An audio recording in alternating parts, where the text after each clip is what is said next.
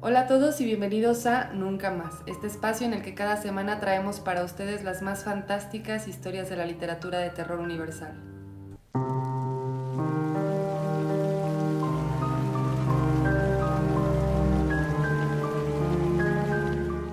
Mi nombre es Mon Valenzuela, él es Roderick Egaeus y el día de hoy les traemos otro de nuestros cuentos favoritos, esta vez de H.P. Lovecraft. Antes de comenzar queremos invitarlos a seguirnos en nuestras otras redes sociales, se las voy a poner por aquí y también en la descripción del video. Y bueno, ya sin más, comenzamos con Los Amados Muertos. Es medianoche. Antes del alba darán conmigo y me encerrarán en una celda negra, donde languideceré interminablemente mientras insaciables deseos roen mis entrañas y consumen mi corazón, hasta ser al fin uno con los muertos que amo. Mi asiento es la fétida fosa de una vetusta tumba. Mi pupitre, el en vez de una lápida caída y desgastada por los siglos implacables. Mi única luz es la de las estrellas y la de una angosta media luna, aunque puedo ver tan claramente como si fuera mediodía. A mi alrededor, como sepulcrales centinelas guardando descuidadas tumbas, las inclinadas y decrépitas lápidas yacen medio ocultas por masas de nauseabunda maleza en descomposición.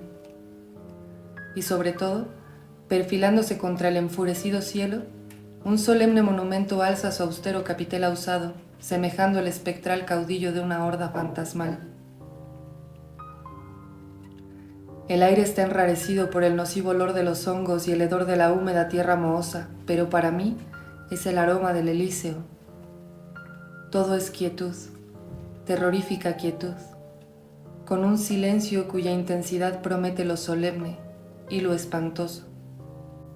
De haber podido elegir mi morada, lo hubiera hecho en alguna ciudad de carne en descomposición y huesos que se deshacen, pues su proximidad brinda a mi alma escalofríos de éxtasis, acelerando la estancada sangre en mis venas y forzando a latir mi lánguido corazón con júbilo delirante, porque la presencia de la muerte es vida para mí. Mi temprana infancia fue de una larga, prosaica y monótona apatía. Sumamente ascético, descolorido, pálido, enclenque y sujeto a prolongados raptos de mórbido ensimismamiento, fui relegado por los muchachos saludables y normales de mi propiedad. Me tildaban de aguafiestas y vieja, porque no me interesaban los rudos juegos infantiles que ellos practicaban o porque no poseía el suficiente vigor para participar en ellos, de haberlo deseado. Como todas las poblaciones rurales, Fenham tenía su cupo de chismosos de lengua venenosa. Sus imaginaciones maldicientes achacaban mi temperamento letárgico a alguna normalidad aborrecible. Me comparaban con mis padres agitando la cabeza con ominosa duda en vista de la gran diferencia. Algunos de los más supersticiosos me señalaban abiertamente como un niño cambiado por otro, mientras que otros, que sabían algo sobre mis antepasados, llamaban la atención sobre rumores difusos y misteriosos acerca de un tío tatarabuelo que había sido quemado en la hoguera por nigromante. De haber vivido en una ciudad más grande, con mayores oportunidades para encontrar amistades, quizás hubiera superado esta temprana tendencia al aislamiento. Cuando llegué a la adolescencia, me torné aún más sombrío, morboso y apático. Mi vida carecía de alicientes. Me parecía ser preso de algo que ofuscaba mis sentidos, trababa mi desarrollo, entorpecía mis actividades y me sumía en una inexplicable insatisfacción. Tenía 16 años cuando acudí a mi primer funeral. Un sepelio en Fenham era un suceso de primer orden social, ya que nuestra ciudad era señalada por la longevidad de sus habitantes. Cuando además el funeral era el de un personaje tan conocido como mi abuelo, podía asegurarse que el pueblo entero acudiría en masa para rendir el debido homenaje a su memoria. Pero yo no contemplaba la próxima ceremonia con interés ni siquiera latente. Cualquier asunto que tendiera a arrancarme de mi inercia habitual solo representaba para mí una promesa de inquietudes físicas y mentales. Cediendo ante las presiones de mis padres y tratando de hurtarme a sus cáusticas condenas sobre mi actitud poco filial, convine en acompañarles. No hubo nada fuera de lo normal en el funeral de mi abuelo, salvo la voluminosa colección de ofrendas florales. Pero esto, recuerdo, fue mi iniciación en los solemnes ritos de tales ocasiones. Algo en la estancia oscurecida, el ovalado ataúd con sus sombrías colgaduras, los apiñados montones de fragrantes ramilletes, las demostraciones de dolor por parte de los ciudadanos congregados, Me arrancó de mi normal apatía y captó mi atención. Saliendo de mi momentáneo ensueño merced de un codazo de mi madre, la seguí por la estancia hasta el féretro donde yacía el cuerpo de mi abuelo. Por primera vez estaba cara a cara con la muerte. Observé el rostro sosegado y surcado por infinidad de arrugas y no vi nada que causara demasiado pesar. Al contrario, me pareció que el abuelo estaba inmensamente contento, plácidamente satisfecho. Me sentí sacudido por algún extraño y discordante sentido de regocijo. Tan suave, tan furtivamente me envolvió que apenas puedo determinar su llegada. Mientras rememoro lentamente ese instante portentoso, me parece que debe haberse originado con mi primer vistazo a la escena del funeral.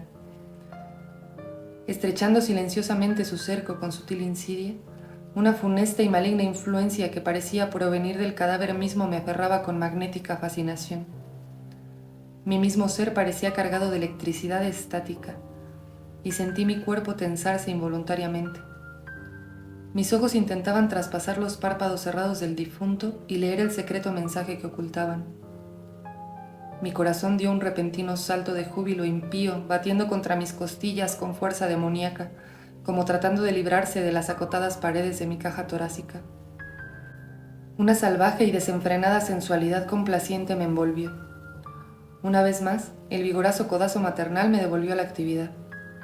Había llegado con pies de plomo hasta el ataúd tapizado de negro. Me alejé de él con vitalidad recién descubierta. Acompañé al cortejo hasta el cementerio con mi ser físico inundado de místicas influencias vivificantes. Era como si hubiera bebido grandes sorbos de algún exótico elixir, alguna abominable poción preparada con las blasfemas fórmulas de los archivos de Belial. La población estaba tan volcada en la ceremonia que el radical cambio de mi conducta pasó desapercibido para todos, excepto para mi padre y mi madre. Pero en la quincena siguiente los chismosos locales encontraron nuevo material para sus corrosivas lenguas en mi alterado comportamiento. Al final de la quincena, no obstante, la potencia del estímulo comenzó a perder efectividad. En 1 o 2 días había vuelto por completo a mi languidez anterior, aunque no era la total y devoradora insipidez del pasado. Antes, había una total ausencia del deseo de superar la inactividad. Ahora, vagos e indefinidos desasosiegos me turbaban. De puertas afuera había vuelto a ser el de siempre, y los maldicientes buscaron algún otro sujeto más propicio. Ellos, de haber siquiera soñado la verdadera causa de mi reanimación, me hubieran rehuido como a un ser leproso y obsceno. Yo, de haber adivinado el execrable poder oculto tras mi corto periodo de alegría, me habría aislado para siempre del resto del mundo, pasando mis restantes años en penitente soledad. Las tragedias vienen a menudo de 3 en 3. De ahí que, a pesar de la proverbial longevidad de mis conciudadanos, los siguientes 5 años me trajeron la muerte de mis padres.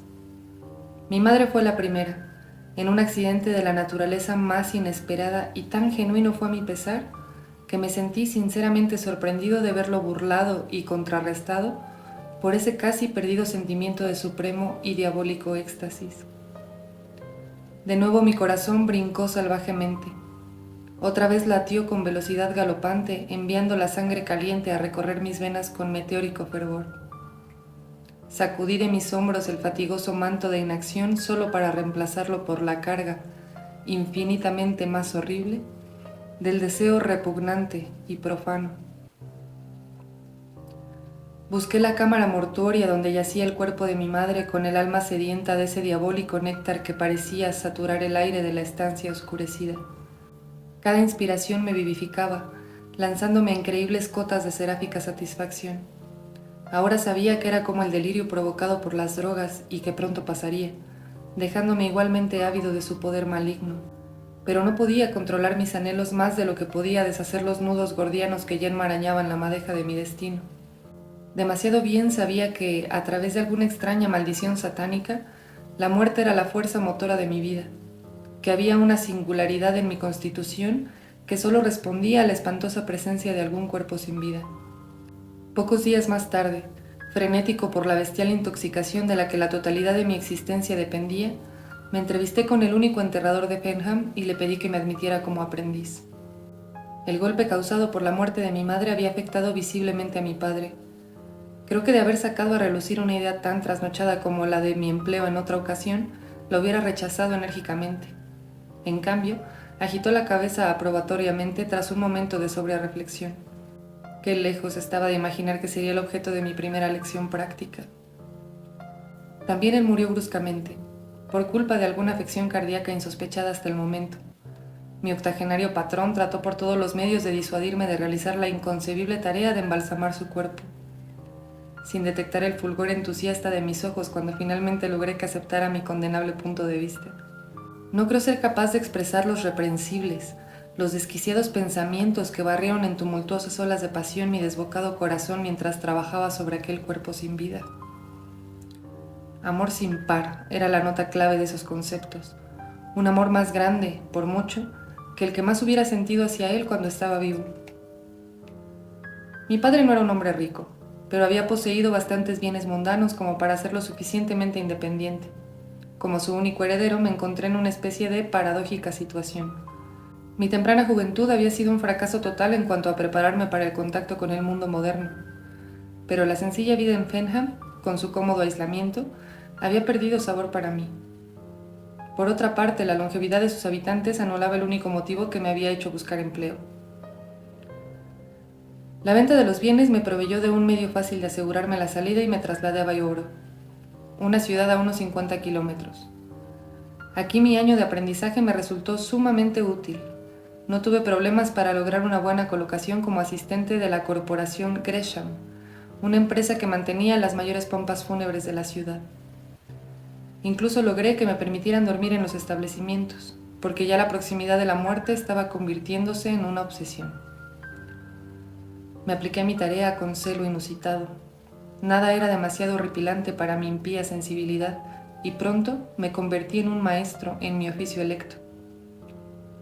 Cada cadáver nuevo traído al establecimiento significaba una promesa cumplida de impío regocijo, de irreverentes gratificaciones, una vuelta al arrebatador tumulto de las arterias que transformaba mi hosco trabajo en devota dedicación. Aunque cada satisfacción carnal tiene su precio, llegué a odiar los días en los que no traían muertos en los que regocijarme, y rogaba a todos los dioses obscenos de los abismos inferiores para que dieran rápida y segura muerte a los residentes de la ciudad. Llegaron entonces las noches en que una sigilosa figura se deslizaba subrepticiamente por las tenebrosas calles de los suburbios. Noches negras como boca de lobo, cuando la luna de la medianoche se oculta tras pesadas nubes bajas. Era una furtiva figura que se camuflaba con los árboles y lanzaba esquivas miradas sobre su espalda. Una silueta empeñada en alguna misión maligna. Tras una de esas noches de merodeo, los periódicos matutinos pudieron vocear a su clientela ávida de sensación los detalles de un crimen de pesadilla, columna tras columna de ansioso morbo sobre abominables atrocidades, párrafo tras párrafo de soluciones imposibles y sospechas contrapuestas y extravagantes. Con todo, yo sentía una suprema sensación de seguridad, pues ¿quién por un momento recelaría que un empleado de pompas fúnebres, donde la muerte presumiblemente ocupa los asuntos cotidianos, abandonaría sus indescriptibles deberes para arrancar a sangre fría la vida de sus semejantes? Planeaba cada crimen con astucia demoníaca, variando el método de mis asesinatos para que nadie lo supusiera obra de un solo par de manos ensangrentadas. El resultado de cada incursión nocturna era una extática hora de placer, pura y perniciosa, un placer siempre aumentado por la posibilidad de que su deliciosa fuente fuera más tarde asignada a mis deleitados cuidados en el curso de mi actividad habitual. De cuando en cuando, ese doble y postrer placer tenía lugar. Oh, recuerdo escaso y delicioso. Durante las largas noches en que buscaba el refugio de mi santuario, era incitado por aquel silencio de mausoleo a idear nuevas e indecibles formas de prodigiar mis afectos a los muertos que amaba, los muertos que me daban vida. Una mañana, el señor Gresham acudió mucho más temprano de lo habitual.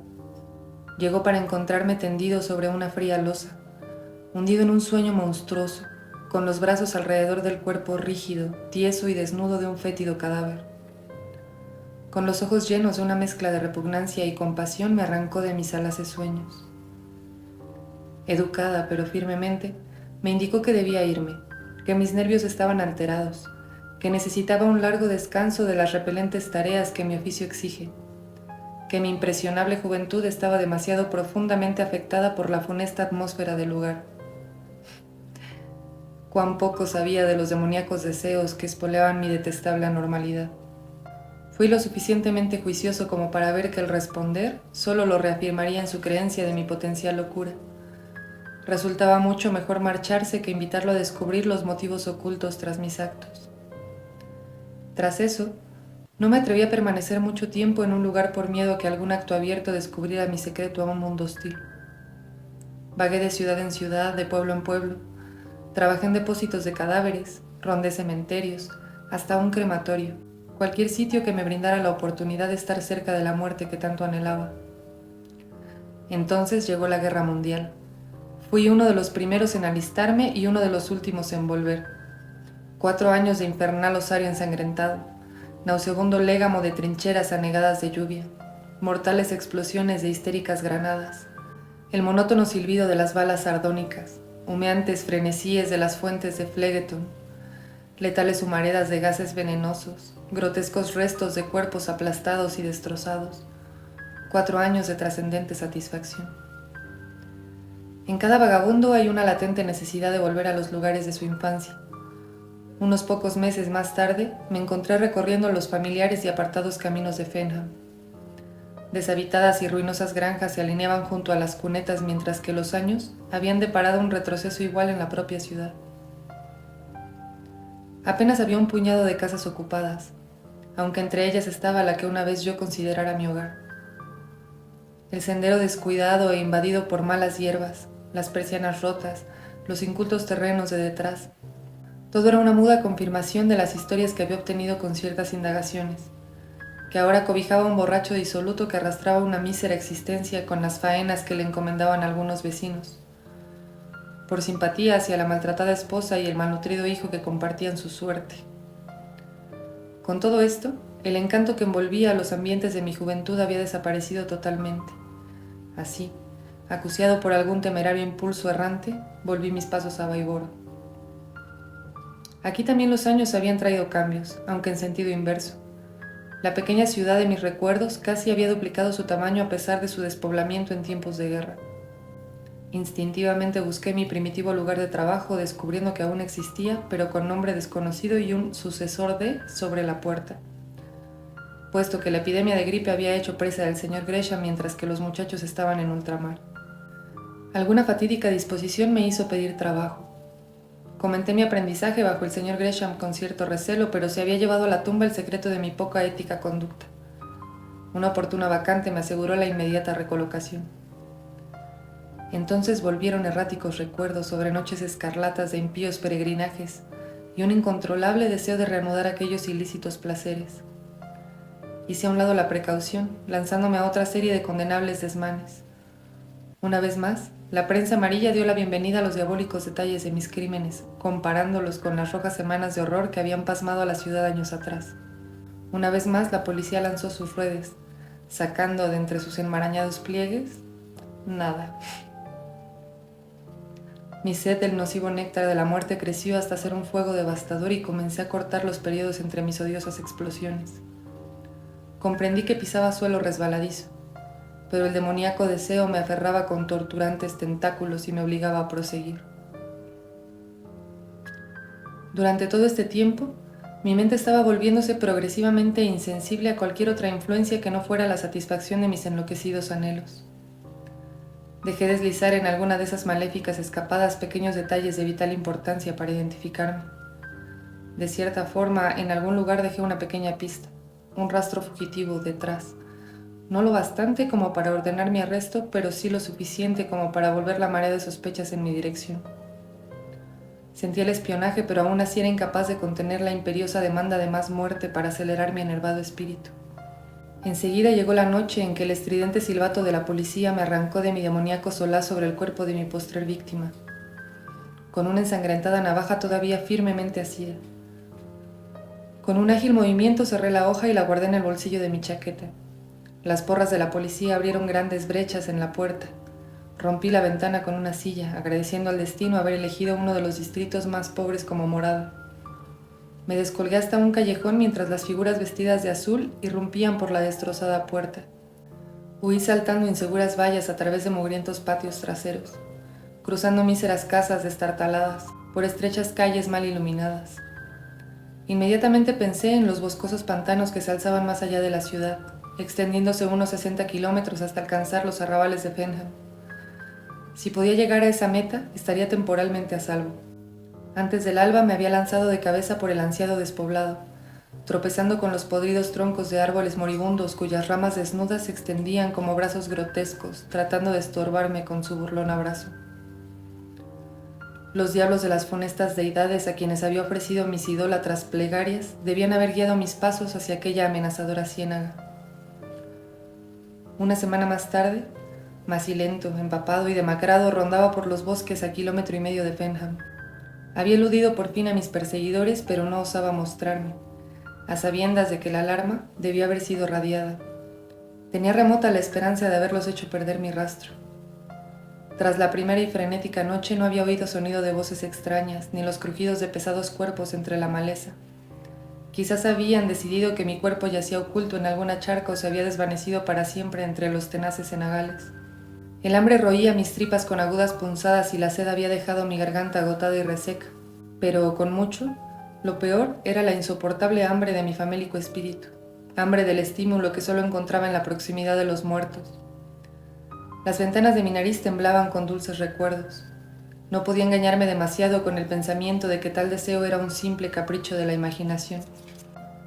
Sabía que era parte integral de la vida misma, que sin ella me apagaría como una lámpara vacía.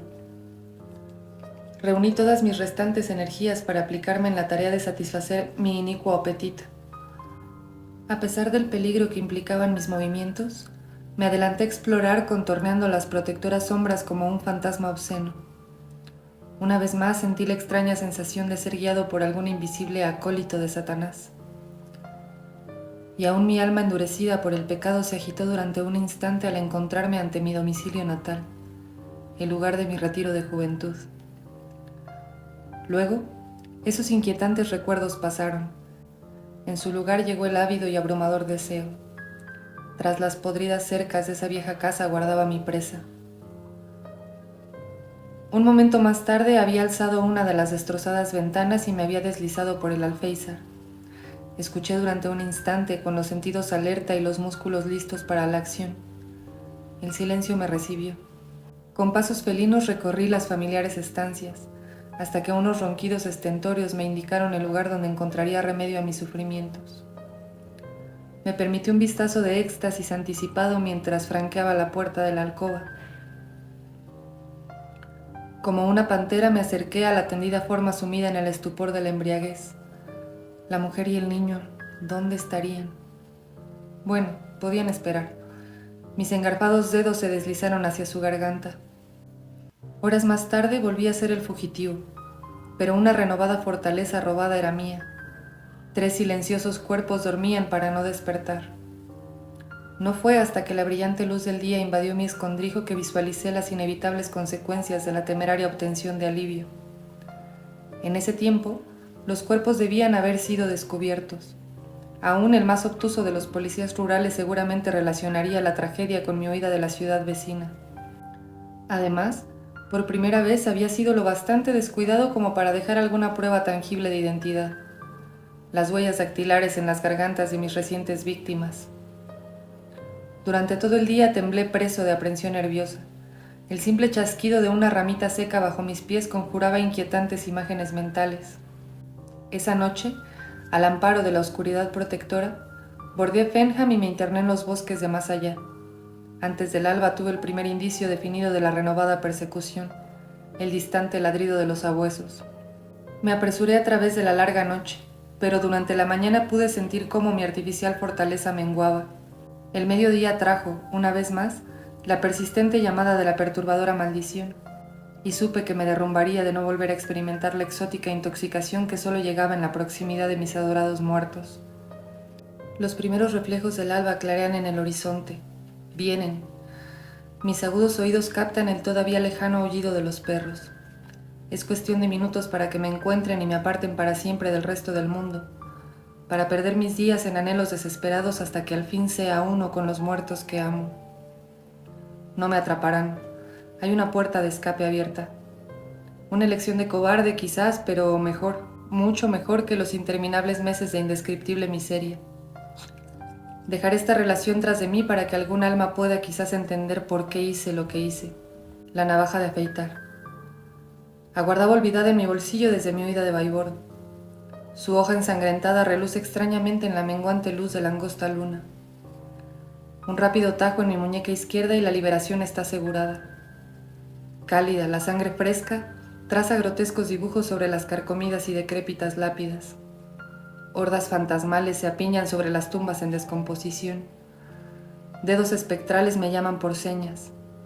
Etéreos fragmentos de melodías no escritas en celestial crescendo. Distantes estrellas danzan embriagadoramente en demoníaco acompañamiento. Un millar de diminutos martillos baten espantosas disonancias sobre yunques en el interior de mi caótico cerebro. Fantasmas grises de asesinados espíritus desfilan ante mí en silenciosa burla. Abrasadoras lenguas de invisible llama estampan la marca del infierno en mi alma enferma. No puedo escribir más.